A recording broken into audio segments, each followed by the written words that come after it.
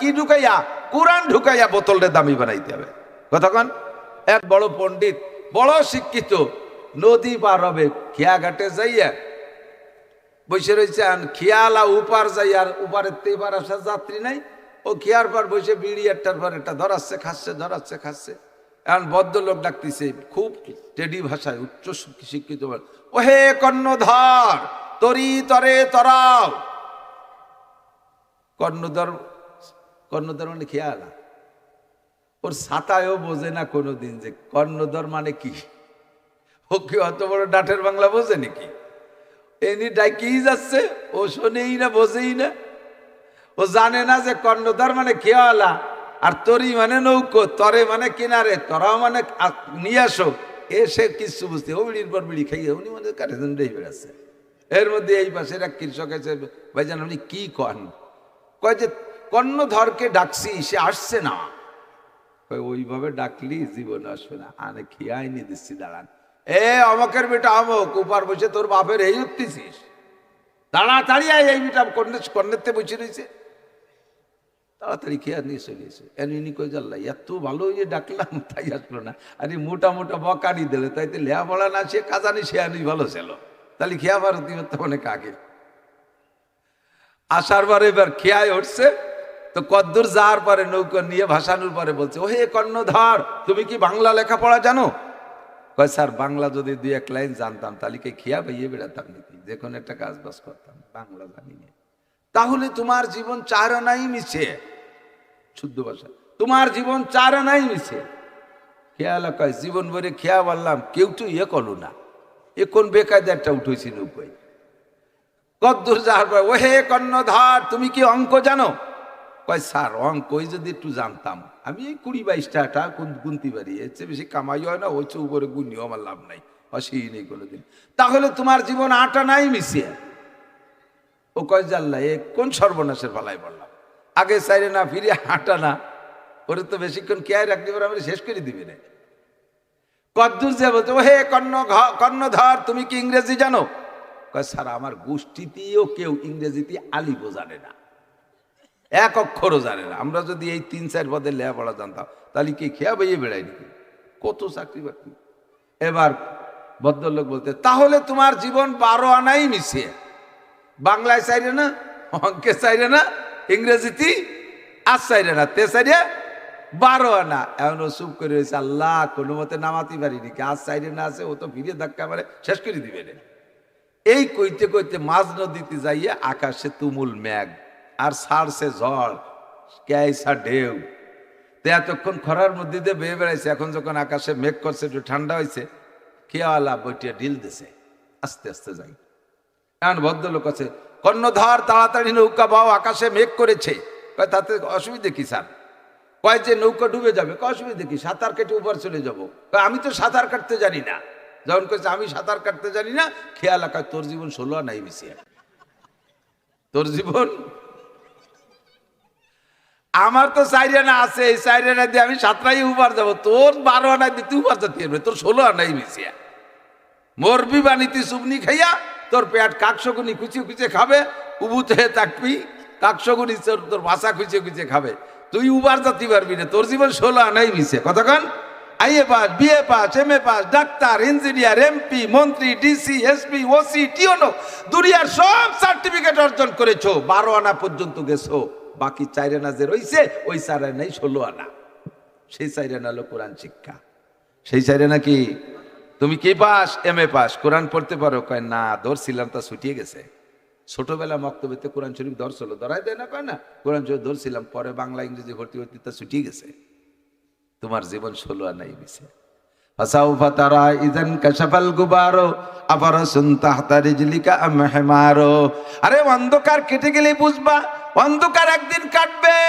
মর্দমারা সরবসরদার খাবেদা গাছতে বেদারা কেউ রব আজজাহা। দুনিয়ায় যতক্ষণ আছেন অতক্ষণ ঘুমিয়ে আছেন, আমার দিক দুনিয়ায় যতক্ষণ আছেন অতক্ষণ ঘুমিয়ে আছেন। ঘুমন্ত মানুষ যেমন কিছুই দেখে না, আপনিও তেমন কিছুই দেখছেন না। চক্ষু বন্ধ করে কবরে যাওয়ার পরে আপনার চোখ খুলে যাবে, সজাগ হয়ে যাবেন।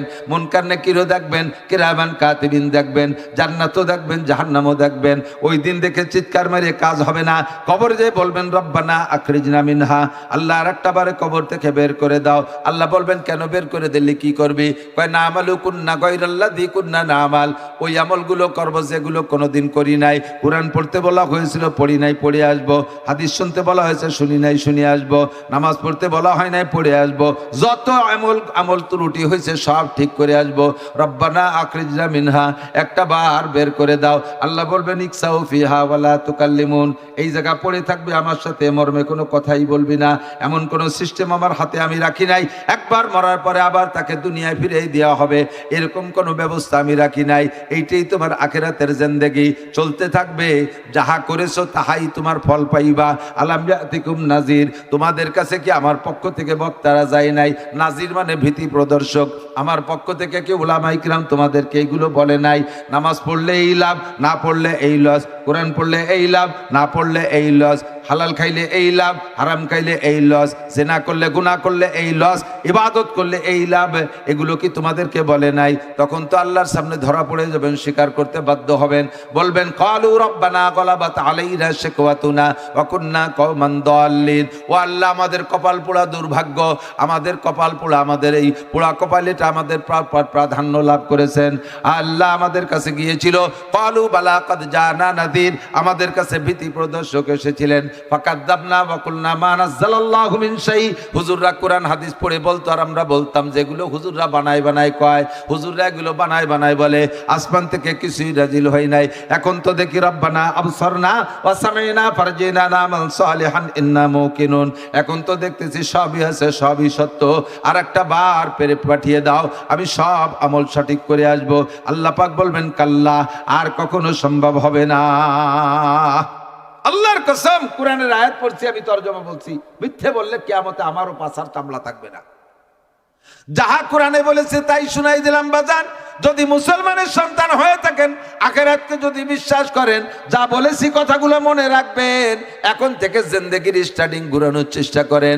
আপনাকে কবরে IABM এ জিজ্ঞেস করবে না, কোনো একটা ইংরেজি SMS এ জিজ্ঞেস করা হবে না, ইংলিশ কোনো গ্রামার জিজ্ঞেস করা হবে না, দুনিয়ার অর্থনীতি জিজ্ঞেস করা হবে না, আপনি MP মন্ত্রী চেয়ারম্যান মেম্বার হয়েছিলেন কিনা এটা জিজ্ঞেস করা হবে না, কত বিঘে জমির মালিক হয়েছিলেন জিজ্ঞেস করা হবে না, বিয়ে কয়টা করেছিল, ছেলে মেয়ে কয় ডজন বানাইছো তা জিজ্ঞাসা করা হবে না।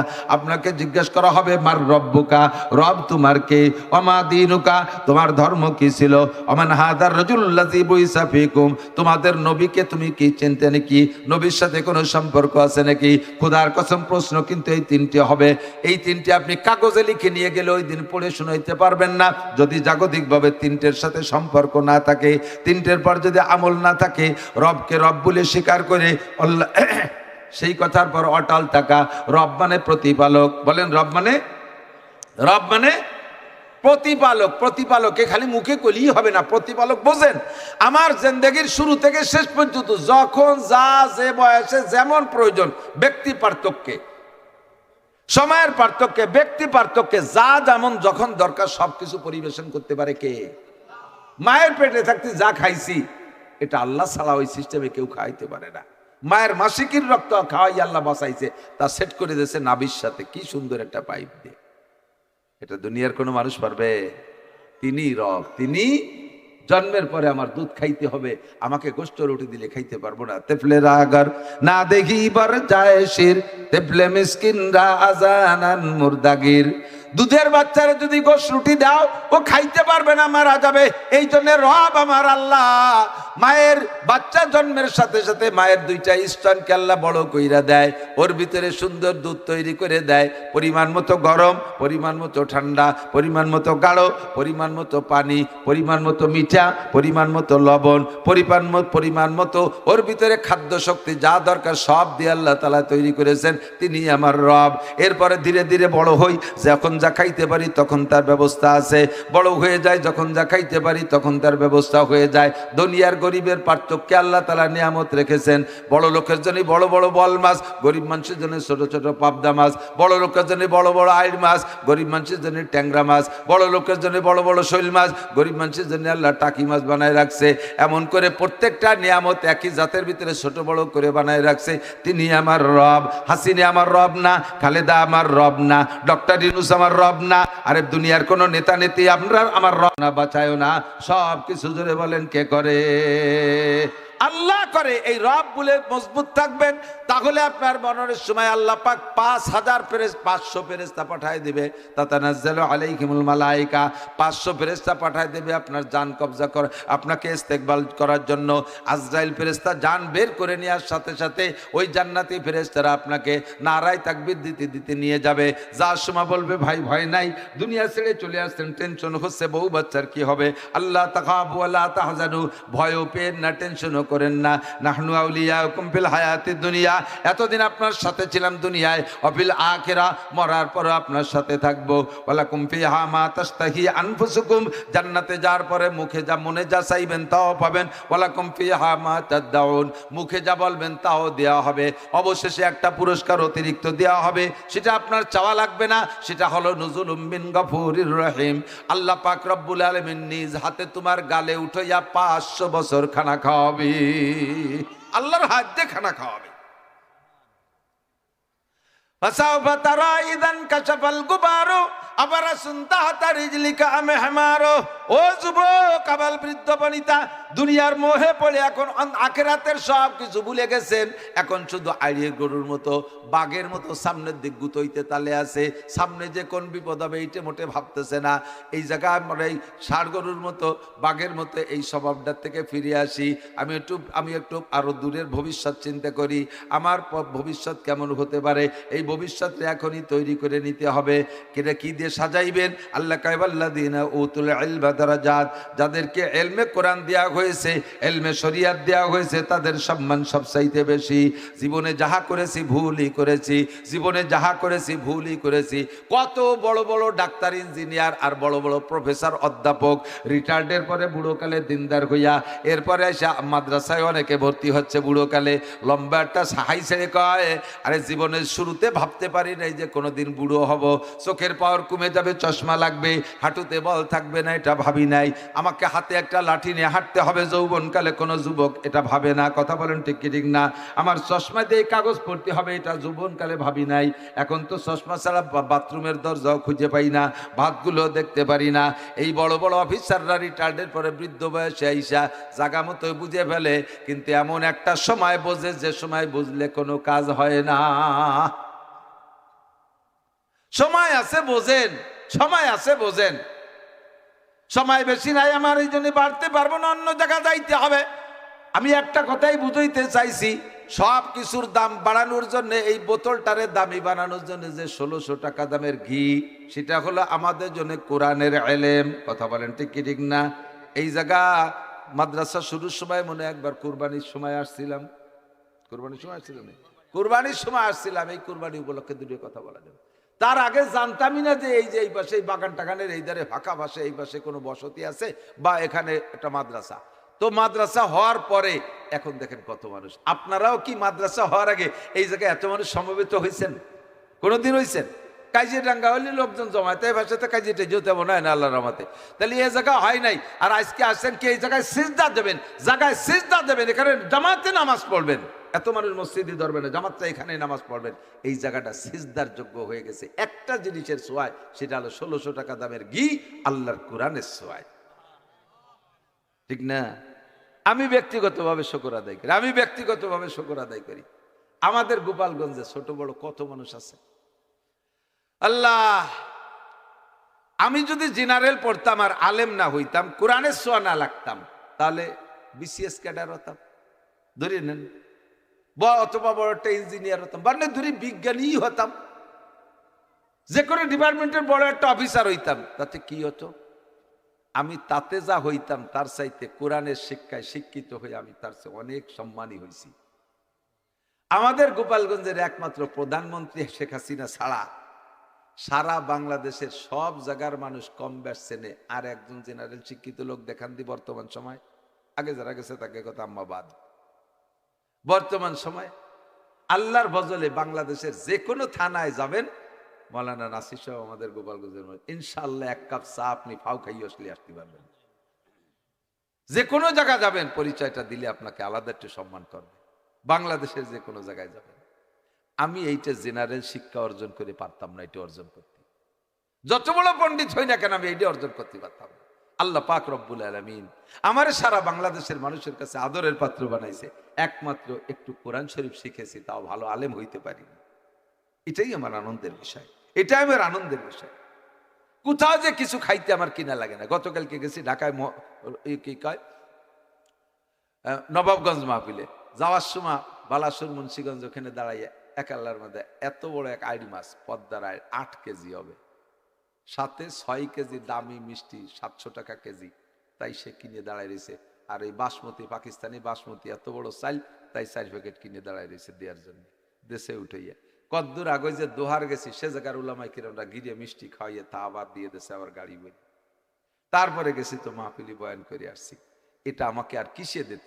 আমি আইএ, বিএমএ, বিসিএস পাস করতাম, যত বড় অফিসার হতাম, এই অর্জন আমার ছিল না। আমি ব্যক্তিগতভাবে আন্তরিকভাবে খুশি আমি কোরআন শিখতে পাই না। এই জন্য আমার ছেলেদেরকে আমি বলছি, বাবা আমি কোরআন পড়ে ঠকি নাই, তোরা আল্লাহর কোরআন পড় ঠকবি না। কারণ কোরআনওয়ালারে সার্টিফিকেট দিয়েছেন স্বয়ং আল্লাহ, কোরআনওয়ালাকে সার্টিফিকেট দিয়েছেন স্বয়ং নবী। খায়রুকুম মান তাআল্লামাল কুরআনা ওয়া আল্লামা। কোন হাদিসের মধ্যে পাবেন না নবী বলছেন খায়রুকুম মান কানা এমএ পাস, খায়রুকুম মান কানা বিএ পাস, খায়রুকুম মান কানা বিসিএস ক্যাডার, খায়রুকুম মান কানা ডাক্তার ইঞ্জিনিয়ার। এরকম হাদিস শুনছেন নাকি? খায়রুকুম মান তাআল্লামাল কুরআনা ওয়া আল্লামা, এটা শুনছেন কি শোনেন নাই? তোমাদের মধ্যে সবচেয়ে দামি ওই ব্যক্তি যে কোরআন পড়ে আর পড়ায়। এটার জন্য এবার মৌলানা হাফেজ শর্ত না, খায়রুকুম মানেনি মানে এভরিবডি। যে কোনো ব্যক্তি কোরআন পড়লেই সে দামি হয়ে যায়। কোন সুবহানাল্লাহ। নারী পড়ুক দামি, পুরুষ পড়ুক দামি, কৃষক পড়ুক দামি, মাস্টার পড়ুক দামি, পুলিশ পড়ুক দামি, যে পড়বে সেই দামি হয়ে যাবে। দুনিয়ায় আমারে কেউ দাম দিল আর না দিল আমার কিছু আসে যায় না, আমি আল্লাহর কাছে দামি হওয়া দরকার। কতক্ষণ মরণের আগে কোরআন শরীফটা শুদ্ধ করে পড়া শিখে আমার এই বোতলটারে 1600 টাকা দামের বোতল বানাবো। রাজি আছেন ইনশাআল্লাহ? চেষ্টা করা যাবে, বেশি কষ্ট না, মাত্র 61 দিন মেহনত করলে আপনি কোরআন শরীফ পড়া শিখবেন শিখবেন শিখবেন।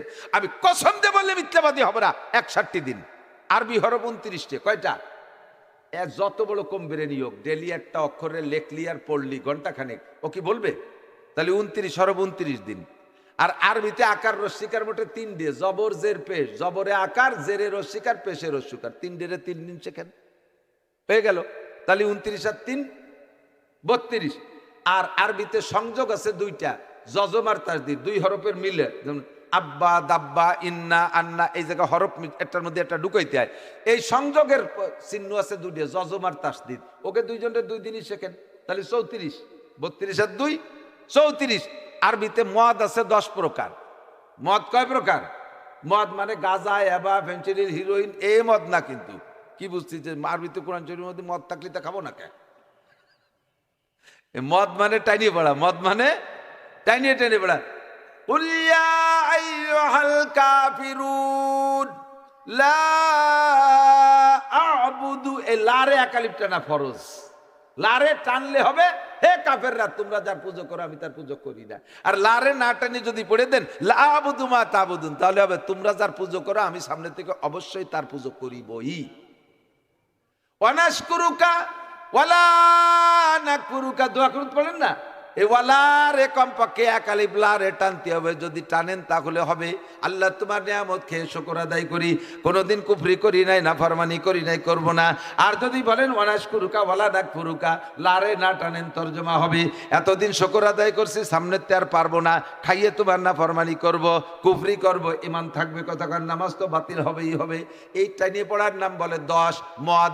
এই মদ আছে 10 প্রকার, তাহলে 10 আর 34 44।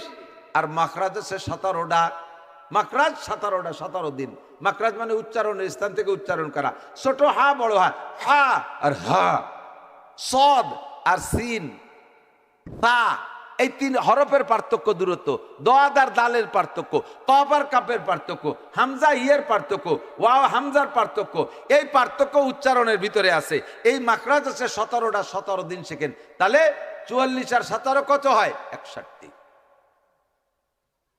যত কম বেরেনি মানুষ হোক 61 দিন মেহনত করলে সে কোরআন শরীফ পড়া শিখবেই শিখবে। আমি চ্যালেঞ্জ দিয়ে বলতে পারি। একটু কি করেছেন? জীবনটাকে দুনিয়া কামাই করার জন্য 70-80 বছর সময় নষ্ট করলেন, কোরআন শেখার জন্য কেন 61 দিন দিতে পারলেন না? আইএ বিসিএস পাস করার জন্য আপনি লাখ লাখ টাকা খরচ করতে পারলেন। আপনি একজন হুজুরের মাসে আপনি 500 টাকা 1000 টাকা দিয়া 2 মাস কষ্ট করে 1000 2000 টাকার বিনিময় আপনি এত বড় সম্মান অর্জন করতে পারলেন, কেন করলেন না? কারাহা বা খলকে জারি জুমলা রাজ বা খোদা তদবির হিলা কায়রাওয়াস। দুনিয়ার সবকিছু অর্জন করেছো, আখিরাতের বেলায় যে কেন তুমি বোকা সাজলা? এ জায়গা কেন তুমি বলদ সাজো? এখন তোমার মাথায় কিছু ধরে না, এই কথা বলো কেন? এত কঠিন কঠিন ইংরেজি শিখলে, কত কঠিন কঠিন অঙ্ক শিখলে, তার চাইতে অনেক সহজ কোরআন আল্লাহ কয় ওয়ালা আল্লাহ ঘুরে ওয়াজা ওয়ালা আল্লাহ ঘুরে ওয়াজা।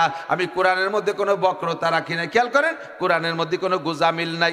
আবার খেয়াল, এদিক তাকান, ইংরেজি ভাষা বাংলা ভাষার মধ্যে গুজামিলির গাদি। একজন আছেন, কেউ ভালো ভালো শিক্ষিত তো আছেন, আমি পারি নেবিদায় জিজ্ঞেস করছি, ব্রাহ্মণ বানান করেন দি? আমি লেহে দিতে পারি, বানান করতে পারবো না। বিজ্ঞ বয়রসি কিদে কিদে মিলেনি বিজ্ঞ হয়। জ্বর সাথে ইয়ে মিশেলি, বর্গের জ্বর সাথে ইয়ে মিশেলি বিজ্ঞ হয়। কি কয়? বর্গের জ্বর সাথে ইয়ে মিশেলি তো বর্গের জ্বর ইয়ে বীজ ইয়ে হবে, তা বিজ্ঞ হবে কে? বিজ্ঞ কতি যে গ লাগে তা কো, সে গকো এটা দিয়ে উঠে দিলে ইয়েরটা কিছু কয়, এলো গুজামিল। ইংরেজিতে লেখে জি, পড়ে গ। কতক্ষণ? MOTHER, মতিয়ার না? কি হবে? মাদার। লেখলাম মতিয়ার, কয় মাদার। CHLK, চলকে না কলকে? চক। তা লেখলাম চলকে আর কয় চক। এল লেখলাম, সে এল করে গেল। উজ্জ কে? উজ্জ হবে কে? আমি যা লেখবো তাই পড়বো, যা না লেখবো তা পড়বো না। কতক্ষণ? আরবিতে এই গুজামিল নাই। সদ লেখলি সদ, সিন লেখলি সা, সিন লেখলি সিন, সা লেখলি সা, দদ লেখলি দদ, দাল লেখলি দাল, যা লেখবো তাই বলবো। বললাম যে আল্লাহু ইয়াজা। অত বিয়ার গুরুজি ভাষা নিয়ে অক্ষর পড়া শিখলে সহজ অক্ষর কটা কেন শিখলে না? জবাব দিতে পারবেন না। তো কোরআন পড়া শিখি এবং নামাজ ভাঙ্গার কারণ 19টে, তার ভিতরে 1 নম্বরটা হলো নামাজে কিরাত অশুদ্ধ পড়া। আমি কসম দিয়ে বলি, আমার হাতে কোরআন দিলে আমি কসম দিয়ে বলতে পারবো, যারা অশুদ্ধ কিরাতে নামাজ পড়তেছেন, বিগত জীবনে যা পড়ছেন তার বিনিময়ে কিচ্ছু পাবেন না। একজন বেনামাজিরও যে অবস্থা, হাসরের মাঠে আপনারও সেই অবস্থা। পড়লি ভর্তি পারেন, না পড়লি ছাড়ি দিয়ে বাড়ি চলে যেতে পারেন, আমি তেল দিতে পারবো না। বলবেন যে হুজুর আল্লাহ আপনার ধরবে, আপনি আর বলবেন আল্লাহ আমাকে নাসির হুজুর গেছিল, কইছিল যে যা পারো বলো, আমরা হুজুর যত আসি আমাকে কোরবানি চামড়া টামড়া দাও, সৎকা টৎকা দাও, দান চাল দাও, আমরা এই খাইয়ে দিয়ে তোমাকে একটা বাড়ির ব্যবস্থা করে দেবানি। আমি এই কন্ট্যাক্ট নিতে পারবো না। অশুদ্ধ কিরাতে নামাজ পড়ছেন, বাতিল বাতিল বাতিল। ফামান সাফাল ইউমিন ওমান সাফাল ইয়াকুর। মনে চাইলে কথা মানেন, না মানে চাইলে না মানে বেড়ান। আমিও জায়গা থেকে ফিরে আসতে পারবো না। অশুদ্ধ কিরাতে নামাজ পড়ছেন, নারী আর পুরুষ সকলের নামাজ বাতিল। শুদ্ধ করার জন্য নামেন। আজকে চেষ্টা করতে প্রতিজ্ঞা করেন, রাতারাত মরে যাবেন। এখনই প্রতিজ্ঞা করছেন, কালকে থেকে তাহলে কায়দা কিনে মক্তবে ভর্তি হবই। মরার আগে কোরআন শরীফ শুদ্ধ করে পড়া শিখবো। এই জায়গাতে নিয়ত করে বাড়ি যান, ফজরের আগে মরে গেছেন। পিছনের সমস্ত ভুল নামাজকে আল্লাহ শুদ্ধ করে দেবে। কিন্তু সিটারি বাটপাড়ি, হ্যাঁ কিন বানি দেহি রোজার মাসে শুরু হওয়ার বাড়ি, তারপরে দেই মাসে তো আলো না দিই, সামনে রোজাতে দরবানি আর কাঁসাই দিয়ে আইটিয়ে বিটিয়ে দোলাইয়ের অভাব হবে না। পাশায় সালা বাঁধতে যাইয়েন, পিটি শস্য তেল মাহাজেন, বাড়ি যাতে স্লিপ করে চলে যায়। রেডি হন মিয়া, হাসি উড়াই দিয়েন না, কাজে লাগা। তা আপনাদের এই জায়গাটা দামি হয়েছে, এই জায়গার এই বোতলের মধ্যে কি ঢুকছে? ঘি। 1600 টাকা দামের ঘি। কোরআন ঢুকে দামি বানাইছে এই মাদ্রাসা। কয় যে এই যেটা কাগড়াবাড়ি মাদ্রাসা, ওই যেটা কাগড়াবাড়ি মাদ্রাসা, এত কাগড়া কত বাড়ি হবো আমরা? ওই যে কামারোল মাদ্রাসা, ওই জায়গা তিলছাড়া মাদ্রাসা, তারপরে তিলছাড়া ওখানে মহিলা মাদ্রাসা শরীফুলের আর একটা, এরপরে আবার গোনা পরানপুর মাদ্রাসা, এত মাদ্রাসা কি করবো? কয় জায়গা দেব? বেশি দরকার নেই, এটা অনেক বড় দরকার নেই। আমাদের এ পাশে তারাইল ফুকর মাদ্রাসা বড় মাদ্রাসা আছে, বাস ওইটাই যথেষ্ট। আমার হুজুর মৌলানা নুরুল হক সাহেব তারাইল ওই সরের ফাঁকা জায়গা আর একটা করতেছে মাদ্রাসা। এ বড় বড় মাদ্রাসা, আমার সুলতান শাহী ঘোড়াদাড়ি মাদ্রাসা আছে, এরকম বড় বড় মাদ্রাসা যা আছে থাক, ফাঁকে এইগুলো আমরা কমপক্ষে হেফজোখানা কিরাতখানা কেন খুলবো? আপনি একজন মানুষ যখন মৃত্যুসজ্জায় শায়িত হয়, তার মাথার কাছে বসে কেউ কোরআন শরীফ পড়লে তার ইমানই মরণ নসিব হয়। আমার মা মারা গেছে এই গত শনিবারের আগের শনিবারে। আমার মায়ের মাথার কাছে আমি সকালবেলা বসে সূরা ইয়াসিন পড়তে শুরু করছি। আমার ছেলে হাফেজ মেসবা পড়া শুরু করছে, আমার বড় বোন সেও পড়া শুরু করছে। আমার চোখের সামনে মাকে দেখতেছি, আস্তে আস্তে পায়ের দিক থেকে মা নিস্তেজ হয়ে আসতেছে, দেখতেছি।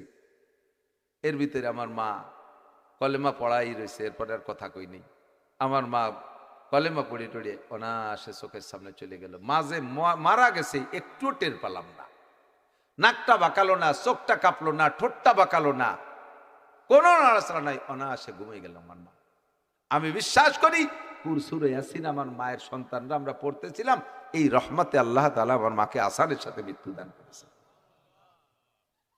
তা আপনার মা, আপনার মৃত্যুর সময় আপনার পাশে কোরআন শরীফ পড়বে, আপনার ছেলে মেয়েরা কারা কারা পারে? কন্দি কয় বাড়ির ছেলে মেয়েরা পারে? কয় বাড়ির ছেলে মেয়েরা? খুব কম বাড়ি পারে, দুই একজন পারে। আমার পরিবারের ভিতরে আল্লাহর রহমতে আমার শুধু একটা পুতা আছে 2 বছর বয়স, ও ছাড়া আমার ফ্যামিলি সব কোরআন শরীফ পড়তে পারে। তার ভিতরে আমার 5টা ছেলে মেয়ে হাফেজি কোরআন, আলেম হয়ে যাচ্ছে, এবারে থেকে এক একটা করে হয়ে যাবে ইনশাআল্লাহ। 5 ছেলে 2 মেয়ে, তার ভিতরে 4 ছেলে 1 মেয়ে হাফেজ হয়ে গেছে। আমরা এই কোরআন শরীফ পাবো বলে আশা আছে। আপনার পাশে কে পড়বে? যদি কেউ না পান, কমপক্ষে মাদ্রাসার ছাত্রদের ডাক দিলি পারা, তারা যে পড়বে। এখন আপনার মাদ্রাসা যদি শুধু হুকরো মাদ্রাসা, আর এই জায়গা বুড়ো মরে মরে বাপ ছেলেসা শুরু হয়ে গেছে, হুকরো ব্যানে যাবেন বা ফোনই করলেন, হুজুর 5টা ছেলে পাঠায় দেন। হুজুর পাঠায় দিছে গোপালপুর মোড়ে আসতে আসতে ওই জায়গাতে এনতে ফোন দেয়, ও হুজুর তোমরা আইছো না, আমার আব্বার মরা হয়ে গেছে। তোমরা আইছো না, আমার আব্বার মরা হয়ে গেছে। তাহলে মরার সময় কলেমা শুনি মরে নাই, কি বলে? কোরআন শুনিয়ে মরে নাই। এই আসানি মরণ আর কোরআন শুনে মরা যদি চান, তাহলে এই মাদ্রাসার যদি এখানে একটা মাদ্রাসা হয়, এই মাদ্রাসায় যদি হাফেজ ছাত্ররা পড়ে, আপনার বাড়ির পাশে আসতে পারতেই তো হুজুরে ফোন দিলি পারা 2-1 মিনিটের মধ্যে ইনশাল্লাহ চলে যেতে পারবে। অত দূরের থেকে আনার চাইতে কাছের থেকে যাওয়াটা তো সহজ হবে। পাশে বসে কোরআন শরীফ পড়বে, কোরআন শুনতে শুনতে মরতে পারবে। আল্লাহ তাআলা তৌফিক দান করে, বলেন আমিন। প্রতিষ্ঠানের পাশে থাকবেন। আমরা যতদিন দুনিয়ায় ইবাদত বন্দেগী করি, ততদিন কিন্তু ইবাদতের বিনিময়ে আল্লাহ খাওয়ায়। একটু শোনেন, এদিক দেখেন। যে ব্যক্তি 5 ওয়াক্ত নামাজ পড়ে, কয়টা পুরস্কার শুনছেন? 5টা। কয়টা? তার ভিতরে 1 নম্বরটা কোন দিকে? দুনিয়ায় রিজিকের অভাব থাকে না, তাহলে নামাজের বিনিময়ে 5টার একটা হলো রুজি। তাহলে আমরা যে খাই দাই কিসের বদলতে? ইবাদতের বদলতে। তাহলে ইবাদতের একটা অংশ আমরা দুনিয়ায় খেয়ে ফেলতেছি।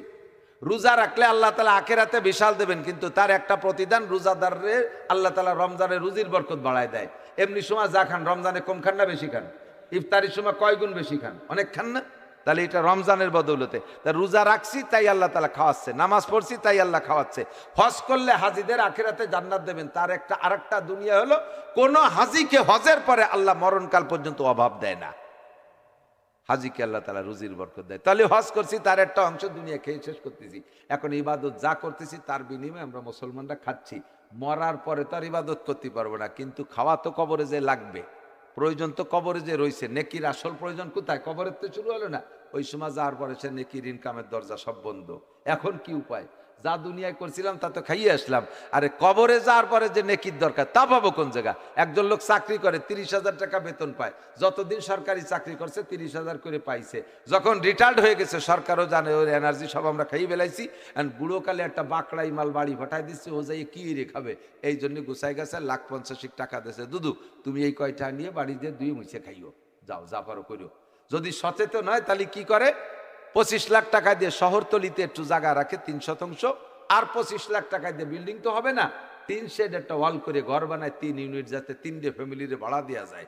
3 ফ্যামিলিরে ভাড়া দিলে 3 10কে 30,000 টাকা আসবে।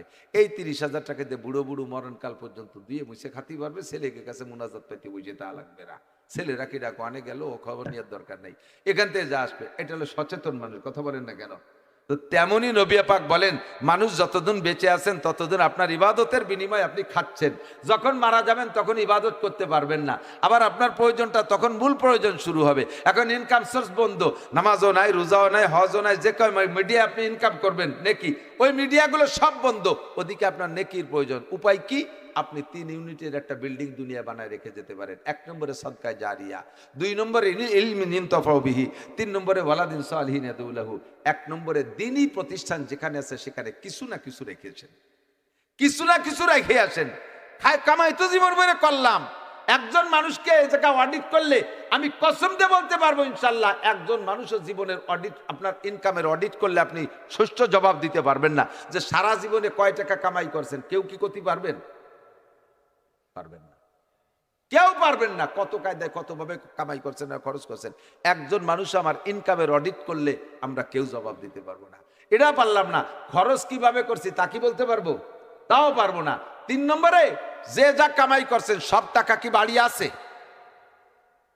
আছে? যদি কেউ কেন যে জি হুজুর আমার টাকা সব বাড়ি আছে, তাহলে বুঝবো যে আপনি আন্তর্জাতিক খ্যাতি সম্পন্ন কিরপিন, জীবনেও কোনোদিন এই কামাই রুজিরে জিব্বেরে কিছু দেন নাই।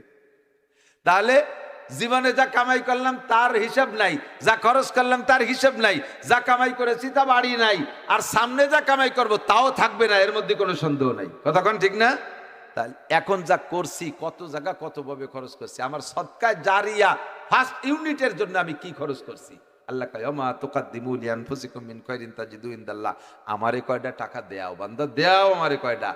ওয়াম্মা সাইলা ফালা তানহার, চাইলে কেউ চাইলে তারে তুমি ধমক দিয়ে তাড়াই দিও না। আমি চাইতেছি, এখানে আমি চাইতেছি। আমার কোরআনের গড়টা দেখো কি অবস্থায়, ভিতরে যে বাথরুমে গেছি বাথরুমটা যার যোগ্য না। আপনাদের মধ্যে আমরা উলামায়ে কেরামরা আসবো, যদি ওর ভিতরে অত অমন অযোগ্য থাকে তাহলে কিভাবে আসবো যাবো? কারণ আমরা বক্তারা একটু ঢিলেই হয়ে যাই, সফর করতে করতে ঘুম কামাই করতে করতে খাওয়া দাওয়া ঠিক নাই, আমরা ঢিলে হয়ে যাই। তখন ঘন ঘন পেশাব আসে, বাথরুম বারবার আসে, ওয়া নিয়ম। বাথরুমে যদি এখন বদনা নিয়ে বাগানে পাঠাই দেন, হুজুরে আনো বানাই পারেন, আপনি বদনা নিয়ে বাগানে যান, এ কি হবে? আমাদের যাওয়া তো সম্ভব। অথবা হুজুর আসেন আমাকে বাড়ি, বাড়ি ঢুকে গেলে আপনার বাড়ি কয় যে হুজুর দাঁড়ান, 3 বিটি দাঁড়ানো রয়েছে সিরিয়ালে, আপনি 4 নম্বর। যে বিটিকের সাথে সিরিয়াল দিয়ে কি সম্ভব নাকি? এই অপমানিক কারবারের দরকার নাই। এই বাথরুমটাও করবো, বিল্ডিং এর যে ভাঙাচুরা হালাত আছে এটা আমরা সারি ফেলবো। এই মাদ্রাসা আরো বড় একটা বিল্ডিংও করতে হবে। আমরা এই জায়গা সদকায়ে জারিয়া 1 নম্বর ইউনিট, 2 নম্বরে ইলমিন ইনতাফাউ বিহি, নিজে কিছু যা জানি আর একজনের শিখে যাব। 3 নম্বরে ওয়ালাদিন সালিহিন, নেক সন্তান। কমপক্ষে আমার একটা সন্তান আমার জানাজার ইমামতি করতে পারে। খেয়াল করেন, আমার একটা সন্তান আমার জানাজার ইমামতি করতে পারে। আমি বাড়াইটে মৌলবীর জানাজা নেব না। বাড়াইটে মৌলবী পর্যন্ত মসজিদের ইমাম আপনার জানাজা করবে, তার কি আপনার প্রতি একটু মায়া আছে? আরো যদি আপনি তার ছুটির দিন মরেন, যেদিন চাই ছুটি পাইছে সেই দিন আপনি মরছেন, তার কিরম ঠেকন দিদি? এই 3-3টে মাস বাড়ি যায়নি, আজ বাড়ি যাবো, বুড়ো শয়তান বাইছে, তেও জ্বালাইছে, মরিও জ্বালালো, মরতে সময় বলো না, আমি বাড়ি যাওয়ার পরে মরতো, এই রাগারাগি। কিন্তু মরণ তো তার টাইম মতোই আইছে। আর আপনার জানাজা তাহলে বলেন সে এই রাগের মধ্যে কিভাবে কোন মন নিয়ে করবে? ভালো মন নিয়ে করবে? তা আপনার ছেলে যদি আপনার জানাজার ইমামতি করে, তাহলে তার বিমান ফ্লাইটও যদি মিস করতে তাও মিস করবে, ঠিক কিনা? আর বাড়াইতে মৌলবী জানাজা নিয়ে দাঁড়াইছে, তকবির 3টে দেশে, এর মধ্যে গাড়িতে হরেন দেশে, আসলে ট্রাকে হরেন দেশে, বাস আছে নাই, উনি মনে হচ্ছে বাস আইছে, তকবির 3টের পরে আসসালামু আলাইকুম রহমতুল্লাহ, সালাম আলাইকুম রহমতুল্লাহ। হুজুর তকবির 3টে হয়েছে, চূড়ার একটা দিয়ে এলো, আমার বাস ছাড়িয়ে দিল। পরের বাপের জানাজা তকবির একটাও নালি হুজুরের কি হয়েছে? কিন্তু আমার বাপের জানাজা কি আমি এক তকবিরে কম দেব?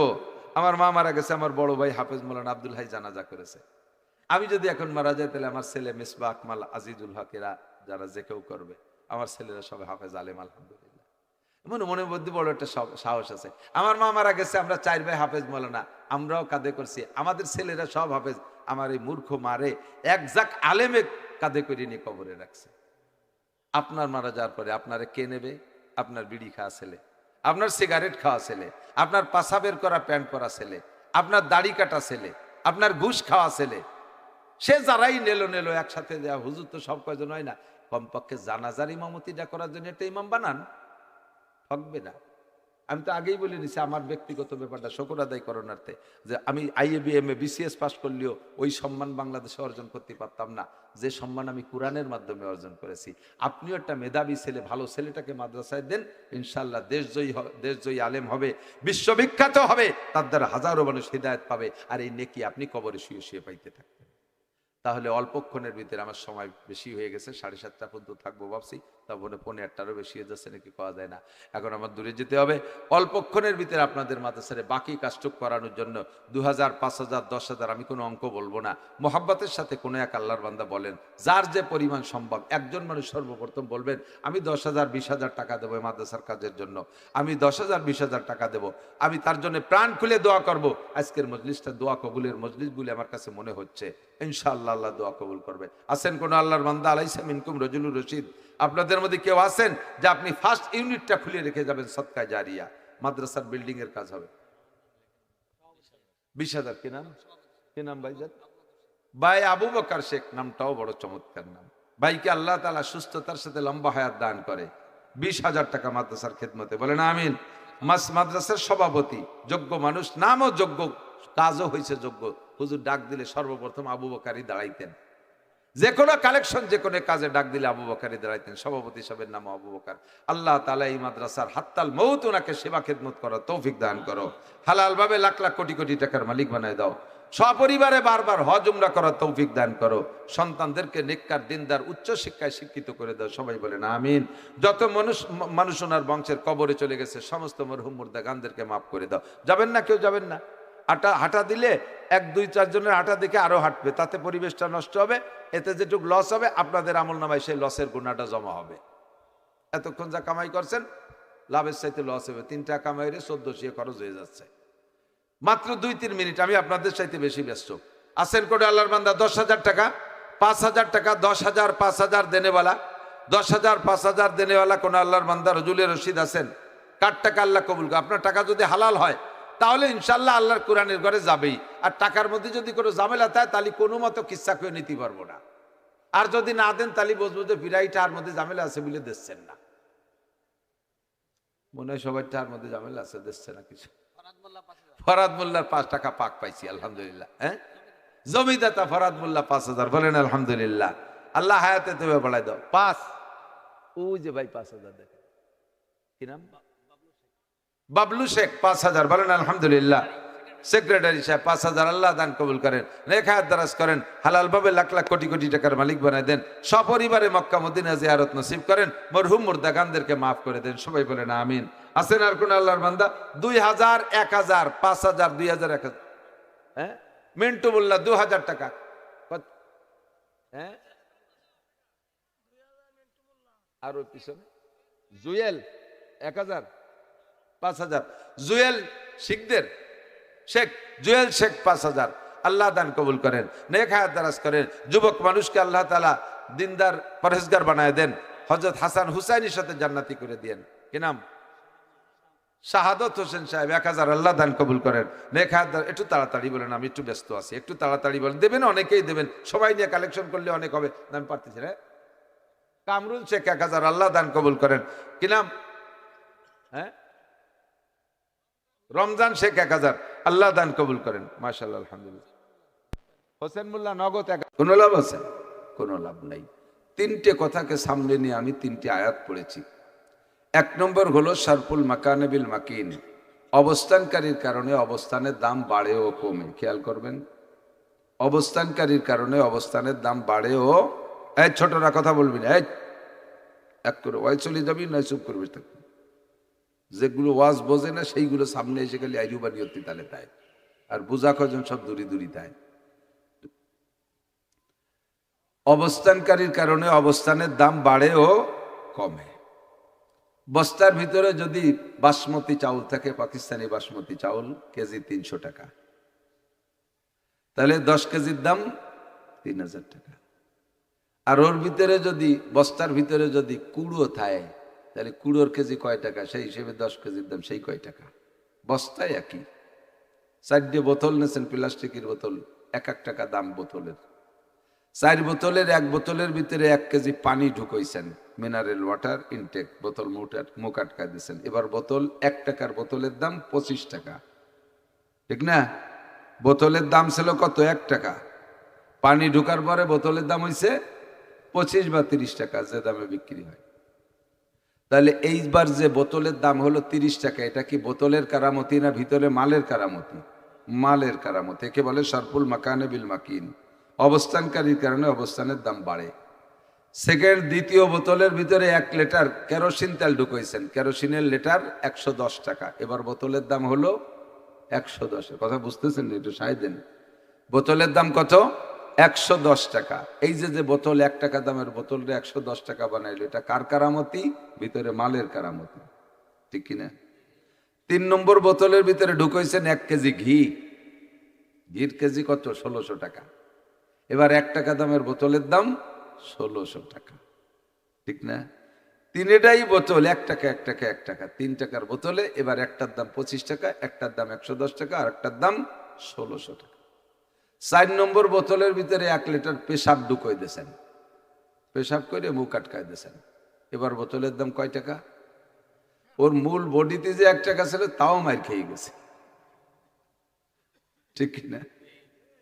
আগের 3টে বোতল যদি আপনার হাতে ধরাই দিয়ে যান, তো বাড়ি জাতি পাচ্ছি একটু এদিক যাবো, আমাকে বোতল 3টে তো আমাকে বাড়ি ছুঁয়ে দিও, নাকে লজ্জায় পড়ে হলেও নেবেন। অথবা মনের মধ্যে একটু শখ থাকবেন যে 1 বোতলে তো ঘি আছে, শাশিরে কই একটু ডেলি এনে নিয়ে গেলাম, কতদিন খাই না ঘি কিনে, এভাবে নেবেন। কিন্তু 4 নম্বর বোতলটা যদি হাতে ধরাই দিয়ে বলি যে আমার তো ওই পপুলার ডায়াগনোসিস সেন্টারে আজকে সকালে পেশাব টেস্টের কথা ছিল, পেশাব তো ধরছি, জাতি সময় পড়ছি না, তুমি গোপালগঞ্জ যাচ্ছ যেহেতু বোতলটা নিয়ে যাও, বাড়ারটা হওয়া দিবানি, আমি নেবেন নাকি? কহ তোমার মুদ বই, আমি পয়সা খাতে যাবানি, এই বাংলায় কই ফেলবেন, ঠিক কি ঠিক না? তো 4 নম্বর বোতলটাও কিন্তু 1 টাকা দামের বোতল। ওই এমন পচা খাইছে যে ওর নামের পর ভাড়ার টাকা দিলেও হাতে তিরাজি না, ঠিক না? এমন করে সরফুল মাকানে বিল মাকিন, সময় স্থান কাল, স্থান ও কাল, সময় এবং স্থান, এই 2টে জিনিসই এভাবে দাম বাড়েও কমে। কোনো এক গ্রামে 5000 মানুষ আছে, সবাই ভালো মানুষ, সবাই ভালো মানুষ, মাঝারি ভালো মানুষ, অনেক উঁচু মাপের না, মাঝারি ভালো মানুষ।